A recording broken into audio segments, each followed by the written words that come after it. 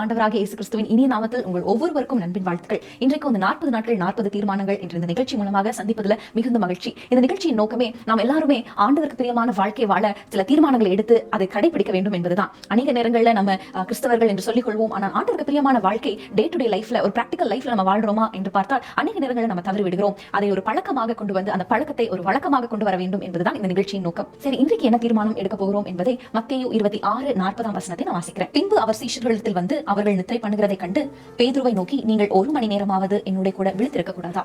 பிரியமானவர்களே, ஆண்டவராகிய இயேசு கிறிஸ்து நம்மிடத்திலிருந்து எதிர்பார்க்கிற காரியம் என்ன தெரியுமா? நாம் ஜெபிக்கிறவர்களாக இருக்க வேண்டும். அவர் குறிப்பிடுகிறார் 1 மணி நேரமாவது.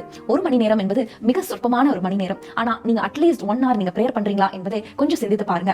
ஆண்டவர் நம்ம இடத்துல கேட்கிற ஒரு காரியம் 1 மணி நேரமாவது நம்ம ஜெபிக்க கூடாதா? இன்றைக்கு ஒரு தீர்மானம் எடுக்கலாமா? நிச்சயமாக என் வாழ்நாள் முழுவதும் ஒவ்வொரு நாளும் அட்லீஸ்ட் 1 hour நான் ஆண்டவருக்காக நான் செலவிடுவேன், ஆண்டவரோடு செலவிடுவேன். ஹல்லேலூயா. ஒரு 4 காலங்களை அல்லது சூழ்நிலைகளை நான் உங்களிடத்துல பகிர்ந்து கொள்கிறேன். முதலாவது அதிகாலை நேரம். யாத்திராகமம் 34:2 ஆண்டவர் மோசேயை பார்த்து சொல்கிறார், நீ அதிகாலமே எழுந்து சீனாய் மலையில ஏறி அந்த மலை உச்சியில வந்து நில் என்று சொல்கிறார். சோ அதிகாலை நேரம் மிக முக்கியமான ஒரு நேரம். காலை தோறும் கிருபைகள் புதிதாக இருக்கிறது என்று நம்ம வேதத்துல வாசிக்கிறோம். சோ முதலாவது அதிகாலையில ஜெபிக்கிற அந்த பழக்கத்தை ஏற்படுத்திக் கொடுங்க. நிச்சயமாகவே ஆண்டவர் உங்களை கனப்படுத்துவார். இரண்டாவதாக நம்ம பார்க்கும் பொழுது பவுலும் சீலாவும் பாடி துதி செய்தார்கள் என்று நம்ம சொல்லுவோம். ஆனா அந்த வசனத்தை நம்ம கேர்ஃபுல்லா வாசித்து பார்த்தோம்னா பவுலும் சீலாவும் நடுராத்திரியில ஜெபம் பண்ணி பாடி தேவனை துதித்தார்கள் என்று நம்ம வாசிக்கிறோம். சோ நடுராத்திரியில நம்ம கஷ்டத்தின் சூழ்நிலையா இருக்கலாம், பலவிதமான நெருக்கத்தின் பாதையா இருக்கலாம். நீங்க ஒரு முடிவெடுங்க. நடுராத்திரியில ஆண்டவரை நான் நோக்கி பார்ப்பேன், நடுராத்திரியில என் கைகளை உயர்த்தி நான் ஆண்டவரை நோக்கி நான் ஜெபம் பண்ணுவேன். வேதத்துல வாசிக்கிறோம், ஆபத்து காலத்துல என்னை நோக்கி கூப்பிடு, நான் உன்னை விடுவிப்பேன் என்று ஆண்டவர் சொல்லுகிறார். யோசபாத் ராஜாவுக்கு விரோதமாக 3 ராஜாக்களும் சேர்ந்து வந்து அவரை நெருக்கும் பொழுது